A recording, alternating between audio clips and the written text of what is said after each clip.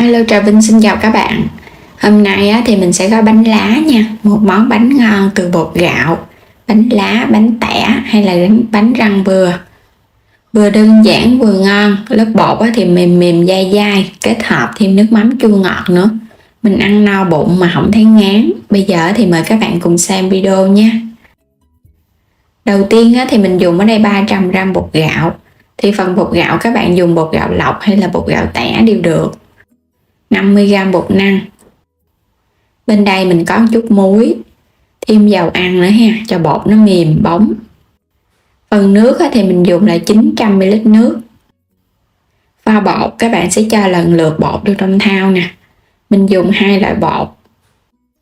Rồi cho nước vô luôn ha. Phần nước này là nước lọc bình thường thôi.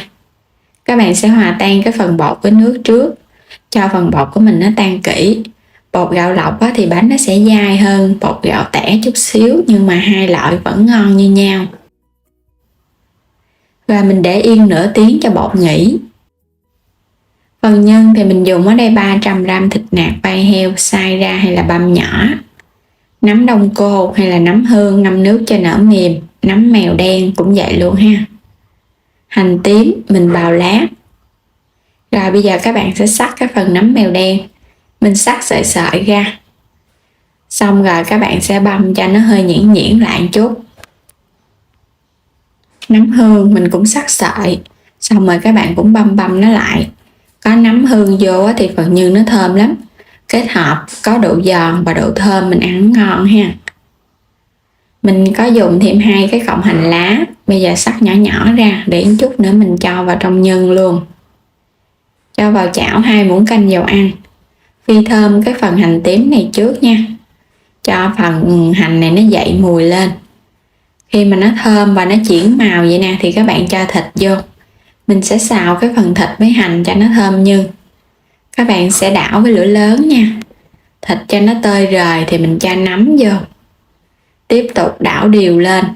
Phần nấm và thịt nó quyện lại với nhau thì bây giờ mình sẽ nêm.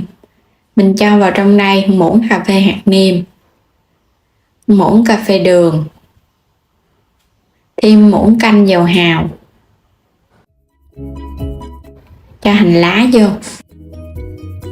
Các bạn cũng đảo đều lên nha. Phần nhân này không có cần phải chín quá, tại vì một chút mình còn hấp nữa. Cuối cùng là chút xíu tiêu xay. Đảo cho tiêu nó quyện đều vào trong nhân thịt nữa là được. Và tắt bếp mình để qua một bên. Quay trở lại thau bột mình để nửa tiếng. Bây giờ các bạn sẽ chắc cái lớp nước trong mình bỏ đi ha. Nếu mà có thời gian nhiều các bạn để lâu thì mình tẻ bột nhiều, bánh nó sẽ dai tự nhiên và nó không có bị hôi cái mùi bột nữa. Mình bỏ đi bao nhiêu thì mình bù lại bao nhiêu nước lọc. Rồi lúc này thêm muối và dầu ăn vô ha. Bột nó đã nở rồi các bạn sẽ trộn đều lên. Tại vì thời gian mà mình để cho nó nghỉ nó sẽ bị lắng ở dưới đáy, cho nên là các bạn sẽ trộn thật là đều lên cho bột và nước nó đều với nhau. Rồi mình cho hết vô trong cái chảo chống dính nè. Các bạn sẽ đi khuấy cái phần bột này cho nó đặc lại. Tại vì bột lỏng mình gói bánh đâu có được đâu. Mình phải khuấy với lửa trung bình cho nó đặc lại. Cái bước này thì khuấy đều thôi, không có sợ ốc trâu ha. Mình cứ đảo một chút xíu thì bắt đầu nó có hiện tượng đặc và hơi nặng tay rồi đó. Các bạn vẫn tiếp tục mình đảo đều, đảo đến khi nào mà cái lớp nước này nó khô lại Và lúc này thì các bạn nhớ mình đảo liên tục ha, đừng có bỏ đi.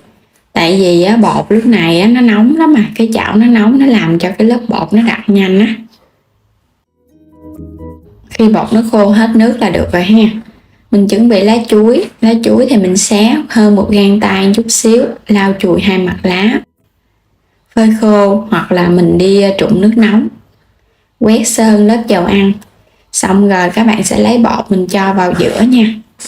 Bột của mình nó sẽ hơi đặc mềm vậy nè, chứ đừng có quá cứng. Mà nó lỏng quá thì cũng gói không được nữa. Dàn cho nó thật là mỏng mỏng ra, cho nó hơi dài vậy đó. Xong rồi mình sẽ múc nhân mình cho vào giữa. Một cái bánh thì tỷ lệ là 3 bột 1 nhân.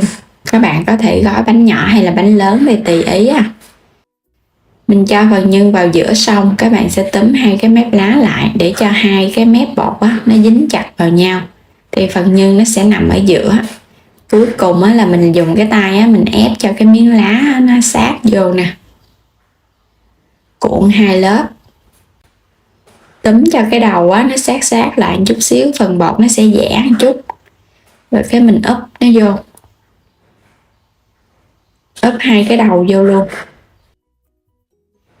Để cố định thì mình dùng cọng dây nha, quấn sơ một vòng ở bên ngoài cái lá để cho cái bánh của mình nó định hình hơn. một chút nữa mình hấp á, nó không có bị chảy cái phần bột ra, nó không bị sệ á. Buộc vậy thì cái bánh của mình ra nó tròn nè. Và cuối cùng thì chốt cái mối nó lại, mình buộc thêm một vòng, mình buộc thêm một lần dây nữa ha, cho nó chặt cái mép nè. Vậy là xong rồi đó, không có cần buộc chặt tay nha, buộc hơi hơi thôi. Rồi cái chất hết vô trong cái xửng hấp. Các bạn cũng bắt sẵn nồi nước sôi để một chút nữa mình tính thời gian hấp bánh cho nó dễ đó. Chất vô hết luôn ha. Bánh nhìn cũng dễ thương nữa. Rồi bây giờ bắt lên trên bếp mình sẽ đi hấp nè. Bánh này á, thì các bạn hấp nửa tiếng đồng hồ nha, với lửa trung bình thôi. Sau nửa tiếng á, thì bánh nó đã chín. Mình hấp lửa vừa, không có cần hấp lửa lớn, cho bánh nó chín từ từ để cái bột nó trong và nó mềm mại ngon hơn.